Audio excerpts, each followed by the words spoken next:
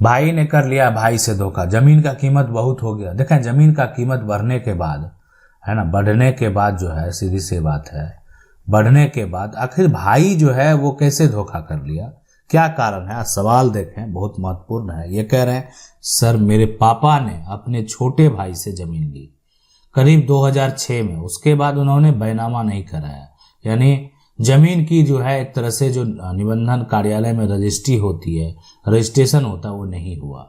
अब उस जगह की कीमत बहुत ज़्यादा हो चुकी है। मेरे चाचा उस जगह को नाम नहीं एक तरह से करवा रहे हैं। उसके लिए क्या करें? सबसे पहली बात, जो ज़मीन आप लिए हैं उस पर घर वगैरह ज़रूर बना दें, ठीक है, उसमें अपने नाम पर बिजली का कनेक्शन लगवा दें, बहुत तरह की चीज़ हैं। खाली ज़मीन तो नहीं छोड़ना है, ठीक है, ये तो एक हो गया। दूसरी बात मैं आपको बता दूं कि ये सबसे बड़ी गलती होती है कि अगर मान लेते हैं आपने लिया, कीमत तो भरना है, प्रॉपर्टी है, कीमत तो बढ़ेगी है। आज आपने खरीदा और एक लंबे समय के बाद जो है, एक देखा जाए 5 साल 10 साल के बाद, जो 20 साल के बाद अगर उसकी कीमत जो होगी वो कई एक गुना बढ़ जाती है। तो अगर ये जो प्रॉपर्टी है उसकी कीमत जो है काफ़ी ज़्यादा हो गई है, बढ़ गई है, और आप ज़मीन को खाली छोड़े हुए हैं, तो कल को अगर बेच लेगा तो दूसरा कोई कब्जा कर लेगा। अगर आप उस पर जो है रह रहे हैं, घर बनाने योग्य वाली ज़मीन है, मकान जरूर बना लें, एक तरह से कंस्ट्रक्शन जो है जरूर करा लें। इससे क्या होगा कि आपका एक दावा साबित करना आपके लिए थोड़ा सा आसान हो सकता है। आप जो है अपना एक पक्ष इस आधार पर रख सकते हैं। लेकिन अगर मान लेते हैं कि चाचा की नीयत गड़बड़ाई, तो फिर आप कुछ नहीं कर पाएंगे। इसलिए कि आपकी सबसे बड़ी भूल है कि आपने उस पर विश्वास किया। इसलिए कि आदमी जो है कि सबसे वीक जो है, कमज़ोर जो होता है, कि जब सामने वाला जिस पर उन्होंने विश्वास किया वो विश्वासघात कर दे, वो हार जाता, वो व्यक्ति हार जाता है। अगर आपके साथ कोई जो आपके अपने लोग हैं वो अगर विश्वासघात करे, तो इस बात को आप समझ लें, ठीक है। तो अब जमीन का कीमत कितना भी बढ़ गया, वो जमीन आपको कानूनी तौर पर वापस जरूर प्राप्त होगा, ये बात आप समझ लें, ठीक है। अब यहां पर जो है सवाल है, यदि जमीन की रजिस्ट्री पर है मेरा कानूनी अधिकार, है ना, सीधी सी बात है, यदि जमीन की रजिस्ट्री पर मेरा कानूनी अधिकार की बात है ना, क्या है मेरा कानूनी अधिकार यहां होगा। अब है कि करे मेरे पिता की जमीन दादा के साथ जो है यहाँ पर सम्मिलित खाते में था, उन्होंने मेरे नाम रजिस्ट्री कर दिया, तो अब यहाँ पर जो है खाते से अलग हो जाएगी क्या? देखें, होता क्या है कि खाता से वो अलग नहीं होगा, है ना, खाता से जो है अलग नहीं होगा, आपके नाम कर दिया गया। अब जिस समय नया खाता बनाया जाएगा, अब ये जो राज्य सरकार के ऊपर डिपेंड करता है कि ये अपना 40 साल 50 साल के बाद जो है एक तरह से सभी को रजिस्ट्री के जिन्होंने जमीन खरीदा है सबको एक नया खाता ओपन करके देते हैं, जिसमें आपका पूरा प्रॉपर्टी का जो होता है डिटेल मौजूद होता है। आपका कौन सा प्लॉट है, कितना प्लॉट है, कितना बड़ा प्लॉट है, आपका कितना आपको लगान देना, सारा डिटेल जो है उसमें मौजूद रहता है। तो इसीलिए यहाँ पर रही बात, जमीन की अगर रजिस्ट्री हो गई है तो बिल्कुल आपका कानूनी अधिकार होगा। अब है कि रजिस्ट्री और दाखिल खारिज जो है कैंसिल कैसे कराएं, तो देखें रजिस्ट्री जो होता है, यहाँ पर सवाल भी है, मेरे दादाजी के नाम से जमीन है जिसका दस्तावेज मेरे पास है, लेकिन दादाजी का भाई ऑनलाइन जमाबंदी विवरण में अपना नाम जो है, यहाँ पर अपना नाम है ना, अपना नाम को जोड़ लिया, ठीक है। अब जमीन दूसरे को बेच दिया फर्जी तरीके से और दाखिल खारिज भी करा लिया, तो हमको रजिस्ट्री और दाखिल खारिज कैंसिल करने के लिए क्या करना होगा। तो मैं आपको बता दूं कि रजिस्ट्री और जो दाखिल खारिज की बात है, अगर ये जमीन की जो रजिस्ट्री हो जाती है तो रजिस्ट्री को कैंसिल करने का जो पावर है, जिसके पास अधिकार है, आप उन्हीं के पास जाएंगे। अब जहां अधिकार ही नहीं है वहां जाकर क्या करेंगे? तो ये अधिकार है सिविल कोर्ट को, यानी अगर किसी भी जमीन की रजिस्ट्री होती है तो रजिस्ट्री को कैंसिल करने का पावर सिविल कोर्ट को है।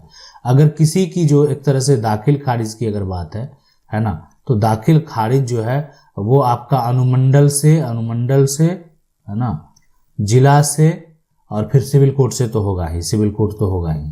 तो इसीलिए या वहाँ से भी यहाँ पर जो है मोटेशन को, दाखिल खारिज को अगर गलत तरीके से किया गया तो उसको रिजेक्ट कराया जा सकता है, ठीक है, ये पॉसिबल है कि आप म्यूटेशन अपील केस दायर कर सकते हैं, है ना। आप एडीएम कोर्ट में जो है जिला में एक तरह से जो कर सकते हैं। तो इसीलिए अब इसके अलावा जो रजिस्ट्री है, तो रजिस्ट्री को कैंसिल कराने के लिए आपको जो है सिविल कोर्ट में ही केस फाइल करनी होगी। आपके पास यही विकल्प है। पूर्वज के समय से घर बना है, क्या कोई अन्य हिस्सेदार दावा कर सकता है? देखें सर जी, ये कह रहे हैं कि जो घर है वो पूर्वज के समय से बना हुआ है, ठीक है। देखें बहुत लोगों का घर जो है वो पूर्वज के समय से बना हुआ है, 25 साल 30 साल 40 साल से। मतलब क्या होता है कि जमीन का बंटवारा नहीं हुआ, सभी भाई थे, अपना अपना समय एक जगह बना लिए, एक भाई दूसरा जगह जाके बना लिए। रही बात हिस्सेदार का दावा करने का, तो देखें जब आप घर बनाकर रह रहे हैं तो आपके पास ये बात का एक सबसे बड़ा प्रूफ होता है कि अभी आप वर्तमान में उस पोजीशन पर कायम है। अगर आपने वो पोजीशन किसी को दिया नहीं है, तो अगर खुद से आपने मान लेते हो पोजीशन की रजिस्ट्री कर दी है, अपने भाई को रजिस्ट्री कर दी, अपने चाचा को रजिस्ट्री कर दी, तो उस केस में आप अपना अधिकार खो बैठे हैं। तो पूर्वज के समय से अगर घर बना है, कोई अन्य हिस्सेदार जो है वो दावा कर सकता है, तो बिल्कुल देखें दावा करने के लिए सारे स्वतंत्र हैं, लेकिन दावा सही हो सकता है कि नहीं हो सकता है ये उस बात पर डिपेंड करता है। दावा करने के लिए तो सभी लोग मान लेते हैं जो है वो स्वतंत्र हैं, लेकिन मेन है कि जो उसका दावा पर जो है फैसला क्या होता है, और उसका दावा तभी गलत होगा कि जब मान लेते हैं आपका पोजीशन बरकरार है, लंबे समय से आप रह रहे हैं और आपके जो और हिस्सेदार हैं वो आपके सपोर्ट में है। ये भी बात मायने रखता है। सवाल है कि कर्मचारी या सीओ क्यों बोला कि रजिस्ट्री ऑफिस जाने। देखें मैं आपको बता दूं कि आपकी जो समस्या है कि हम 3 भाई हैं और तीनों जो है सहमति से बंटवारा कर लिया है, ऑनलाइन किया, पर जो है कर्मचारी ने मना कर दिया, बोला कि नहीं होगा रजिस्ट्री। देखिए बंटवारा करने का जो प्रोसेस है, आप उसको अगर एक तरह से मौखिक बंटवारा ही कीजिए, है ना, सहमति से स्टाम्प पेपर पे कीजिए और उसको एक तरह से जो है वेरीफाई करवा लीजिए सारा कुछ जो है ना। और वो आप ठीक, आप रजिस्ट्री ऑफिस जाएंगे तो वहां पर थोड़ी आपको रजिस्ट्री करनी है, रजिस्ट्री बंटवारा होता है वो करना। उससे क्या होगा कि किसी प्रकार का कोई दिक्कत नहीं होगा और उसमें वो ज्यादा खर्च नहीं होता। आपने प्रॉपर्टी की, अपने संपत्ति का बंटवारा कर रहे हैं और उसके बाद उसको ऑनलाइन अप्लाई करेंगे, सभी का प्रॉपर्टी अलग अलग हो जाएगा, सभी का अलग अलग नाम से चढ़ जाएगा। तो इसीलिए वहां पर रजिस्ट्री जाने की जरूरत आपको पड़ेगी। आप जाकर, आप जो निबंधन कार्यालय आपका नजदीकी निबंधन कार्यालय जो है, आप वहां पर जाएंगे और अपना बताएंगे कि इस तरीके से हमको आपसी जो है कोई दिक्कत नहीं है और इस तरह से प्रॉपर्टी का बंटवारा करना बिल्कुल होगा, कोई समस्या नहीं आएगा। इसलिए कि वहां पर जो है आपका जब रजिस्ट्री बंटवारा हो जाएगा तो फिर दोबारा आप उसको ऑनलाइन अप्लाई करेंगे और तब आपका वो प्रॉपर्टी जो क्या होगा अलग अलग डिवाइड हो जाएगा। सवाल है, मैं बिहार का रहने वाला हूँ, हाल में मैंने एक रजिस्ट्री करवाई लेकिन जमाबंदी गलत दर्ज हो गया, विक्रेता सुधार के लिए नहीं आ रहा। देखें अगर मान लेते हैं कि जो भी है आपने इस पे एक तरह से हाल में ही क्या किया कि जमीन का जो है आपने रजिस्ट्री जो है यहाँ पर करवाया, ठीक है, करवाया, और उसका जमाबंदी संख्या जैसे 143 जो है यहाँ पर 2 है, ये यहाँ पर जमाबंदी संख्या है। अब ये हुआ क्या, यहाँ पर गलत जो है वो दर्ज हो गया है, सीधी सी बात है, जमाबंदी संख्या इस पे गलत लिखा हुआ है। यहाँ पर 1432 है और ये जो है यहाँ पर होना चाहिए कि यहाँ पर 7432 हो, ताकि बहुत लोग जो है लिखने में जो है ना 7 को एक तरह से 1 लिखा गया, बहुत तरह के कारण होते हैं, कोई बड़ी बात नहीं है। अब है कि और सब कुछ सही है, जमाबंदी नंबर गलत है, जाके जो है जो जमीन का मालिक है विक्रेता वो आपको सपोर्ट करने को तैयार नहीं, सिविल कोर्ट में केस फाइल कर दें, सिविल कोर्ट में तो जाएगा, नहीं जाएगा तो आपके पक्ष में डिग्री हो जाएगा, कोई आपका कुछ नहीं बिगाड़ पाएगा लाइफ टाइम, कभी कोई दिक्कत नहीं।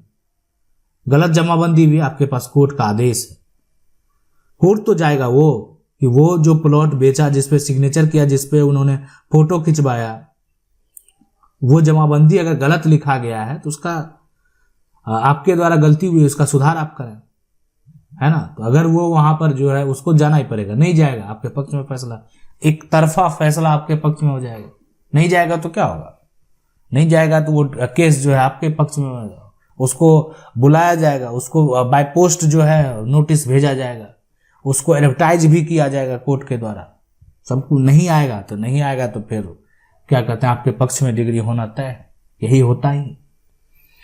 आशा करते हैं वीडियो अच्छा लगा होगा। वीडियो को लाइक जरूर करें, चैनल को पहली बार देख रहे हैं सब्सक्राइब करके जो बेल आइकन है उसको जरूर दबा लें। मिलते हैं अगले वीडियो में, तब तक के लिए जय हिंद।